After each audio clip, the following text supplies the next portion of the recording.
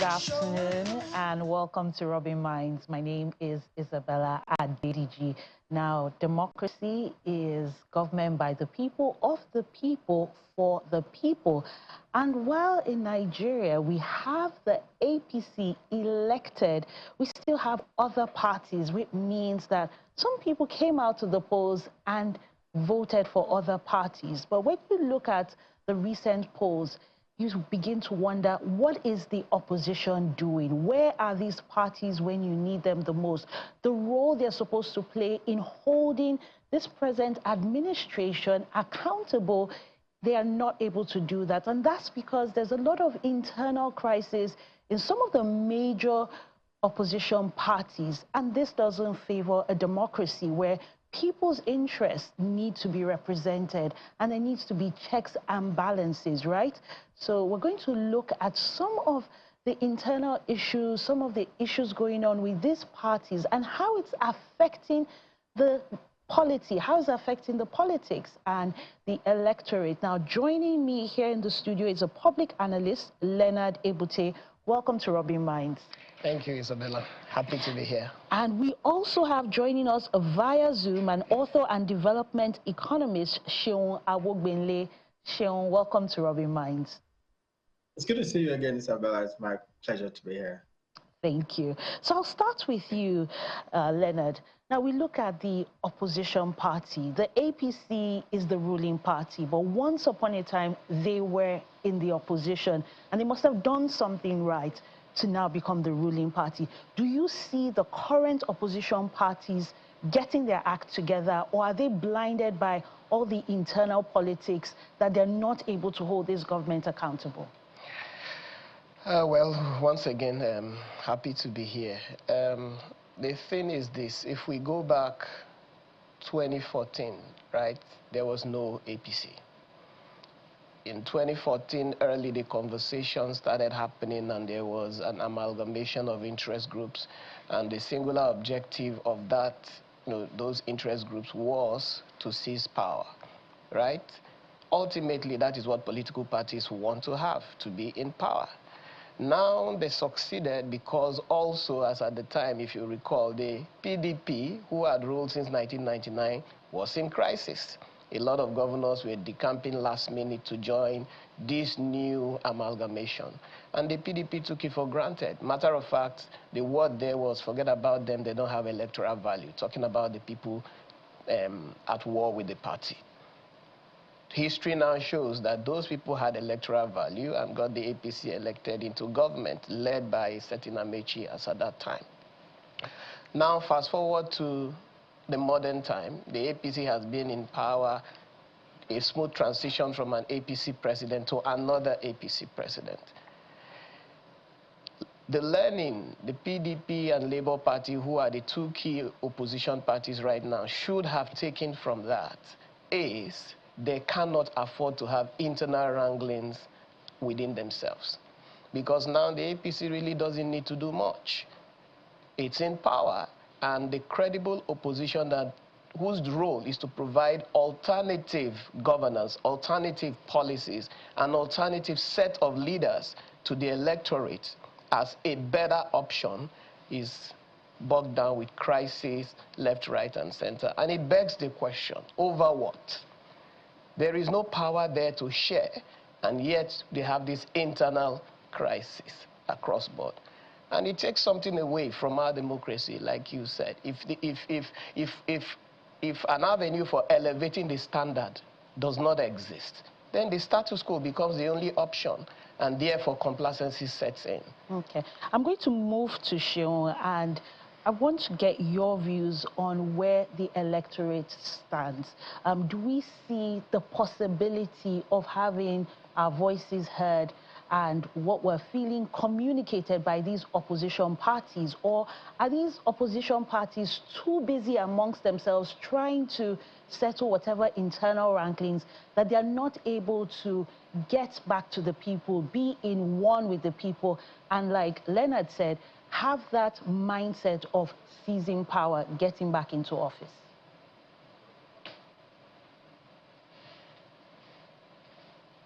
parties because they are the ones who field the candidates and they present the options at the election. So when you look at it more fundamentally, you're talking about the challenge of a lack of commitment to a sense of higher purpose or ideal. You find that most people who, when you actually do join a political party, you're meant to join the political party because you share the conviction of that party and you share the values of that party. Whereas what drives most people in other parts of the world is that sense of commitment to a higher purpose.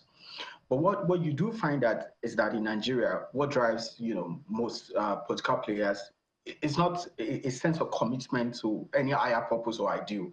It is essentially the desperation to seize and control power.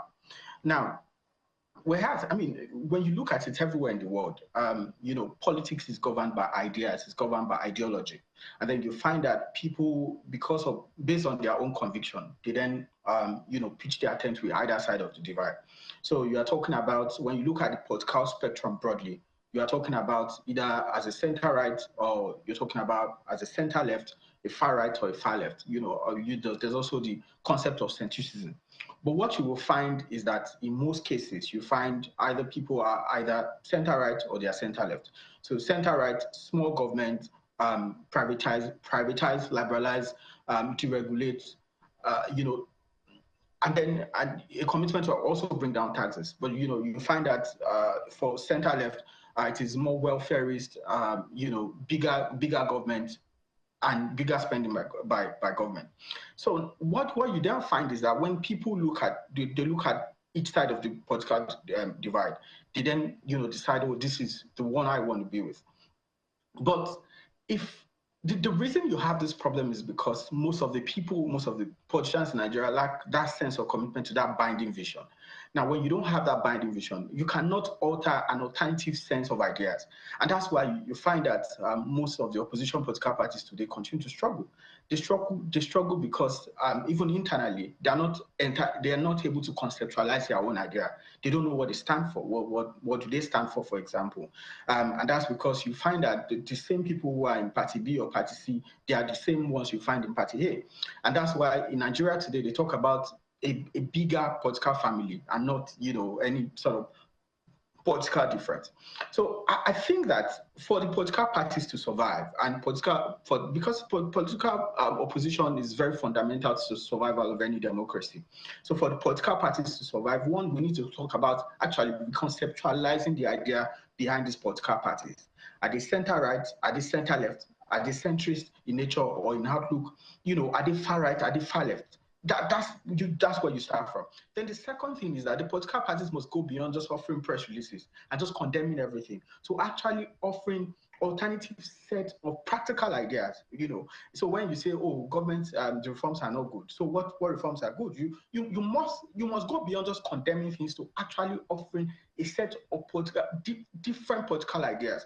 And that's what should govern the political party. And they can't do that because they don't even know what they stand for. It is when you know what you stand for, when you have an overarching vision of what society should look like, that you can actually propose a different set of ideas. And then, so, and lastly, just before you take it over, Isabella, is that beyond conceptualizing and being able to offer practical ideas is the relatability of these political parties. People can't relate with them. They need to come down from their high horse. People need, for example, it is difficult to actually register to be a member of a political party in Nigeria. You have to go back to your ward, in Isoko or anywhere in Nigeria. It should be easy for anybody who wants to be a member of a political party to just be able to do it just by pressing a key on their laptop or anything. So we're talking about an entire overhaul of the system that is committed to a sense of higher vision, higher idea, and a vision of society really. So that I think that's where we need to start from. Thank you, Sean. That's quite a loaded answer, Leonard. And I want to pick on something which has to do with political membership. If these parties are to play their role in society, holding government accountable, offering alternate governance and policies, they also need to be supported by a structure. Now, in your experience, how easy is it to join a political party? How easy is it to contribute? So a lot of times we say it's beyond the polls, it's beyond getting your PVC and registering. It's about also joining a political party. But what's the practicality for Nigerians? And do Nigerians have options to choose parties based on ideological differences? Or is it more of, this is the party that I believe is going to get into power, so I want to support. And because this party doesn't have the structure, I'm not going to waste my vote. Wow, so that's, you just asked that question like you've been a politician yourself. You see, the thing is this. In mature democracies, there's a fundamental gap between liberal politics and conservative politics, right? Democrats, Republicans, Labour, and Tory, whatever it is. That divide is clear ideologically and even in the philosophy that formed the organization. In Africa and in many other democracies, even including America of today, it is Trumpism. The Republican Party of today is significantly different from the Republican Party before Trump. This is now built around the philosophy of Trump, a new MAGA American movement that is built around a person and that person's ideology. And this is not really a bad thing. In Nigeria, for example, it is impractical to distinguish fundamentally between the APC's manifesto and PDP manifesto. The reason being that they were written by the same persons around focusing on the same issues. The objective of government is to provide good governance, then also welfare. Now we can argue about how best to approach that welfare, right? But we shouldn't argue about whether to give that welfare or good governance to the people. And in our country, it is important for the good guy to get into power before he can do those good things. So there is no realistic path to power based on some idealist political philosophy or agenda that you sell on TV, via campaign and all that. There is need for a robust political structure, architecture that can take you there. This is the blunt truth. And this is not entirely a bad thing. Why do the good guys shy away from taking a place in the structures that can meaningfully take them to power? Without being in power, you cannot deliver the governance that you promise the people. So this is it. And in terms of how to participate and join a political party, you can do that this moment. It's easy. You walk into any ward. So you don't have to go back to your ward. You can join where you sit. There is a ward there. It doesn't have to be your village. You can practice your politics from anywhere you like. You live in Isheri, there's a ward in Isheri ward. You just walk in there and you get your membership card and you get it on the spot. For any of the political parties, it doesn't take nothing. Party dues are tiny sums of money. I think 1,000 or 500. It's nothing that anybody can. And sometimes political parties will waive it towards an election. So in terms of ease of joining a political party, is as easy as it can possibly be. That is not the barrier. Okay? Okay, I'll move to Seun now. And in really developing a formidable opposition, there needs to be some level of unity amongst the different political parties in coming up with alternative policies. Like you said, it's not just about press releases, but it's about engaging the people, representing their interests. So how can the opposition parties truly represent the interests of the people? What needs to happen to see them come together so they can be a formidable opposition, which is necessary for a thriving democracy? Well, I mean, do they need to come together? Well, I'm not very sure. But also I would argue that essentially to sort of unseat the ruling government, you might need some sort of coalition, right? But it goes back to what I'm saying. There must be some level of intersection between these political parties. I mean, as they would rightly say, can two work together lest they agree? If the political parties don't share the same conviction, if they don't share the same idea, if they don't share a sense of what the society should look like. If you don't share this interest, I think it will be difficult to say, they should coalesce into a political party, because what you are then likely to have is a problem in the end. They would win the election, but they will find it difficult to govern, as you probably currently see. So the point is that you need to define what the political parties stand for. And that's my point. It should be about principle. It should be about a common idea. If you are not able to define what they stand for, then because it will be difficult. sorry, I'd like to push this back to you, because you talk about structures. We're in a democracy that runs on the party structure. So in that case, if your party is too small, there's a likelihood that you won't be able to make a difference. You won't be able to get the kind of votes that you need, right? And if you're not in power, you can't do these things. So from a sense of, okay, swelling of political membership, the data, if you can't attract people, like in your words, saying that it's not easy to get in there, then perhaps another strategy is to look at other parties that are aligned with the same ideologies. So if you're all to the left, you can come together. So I'd like you to react to that. That's exactly my point. That it shouldn't just be about the desperation to seize power, right? It should be about whether or not they agree on, or they agree in principle, whether or not they have shared interests, whether or not they believe in the same thing. And like you said, I mean, if you have a leaning towards left, then you can come together. If you have a leaning towards the right, you can come together. But I'm saying that if you have a political party that has a leaning to the right and another that has a leaning, and I give you an example. The NMPC, for example, in my reading, sort of has a leaning to the left.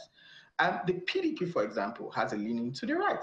So if they come together, you can already tell that there's, you're likely to run into a problem in the end. So my point is that I'll allow you to react, because you're of the opinion that who is in the PDP was once in the APC, and who's in the APC was once in the PDP. And that's why when you look at their manifestos, you can hardly tell the difference, because it's not based on ideology. So are we looking at a formidable opposition that is in, that has representation, say, geographically? So you have Abga strong in the southeast, you have those kind of parties, or are we looking at them coming together to form a strong and formidable opposition? What's the practicality, really? Okay, so full disclosure, first of all, I'm a card-carrying member of the APC, right? And I consider myself a strong grassroots personality for the party. When political parties organize, they organize for one purpose above all else. There may be others, but that one purpose, overarching purpose, is to take the apparatus of power. And then, those of us that are patriots, who are believers in this country, you then want to say, having taken the apparatus of power, how do we convert this power to governance and welfare for the people? So even though the APC is in power, it is in my interest, though I'm an APC member, but I'm primarily, fundamentally a Nigerian.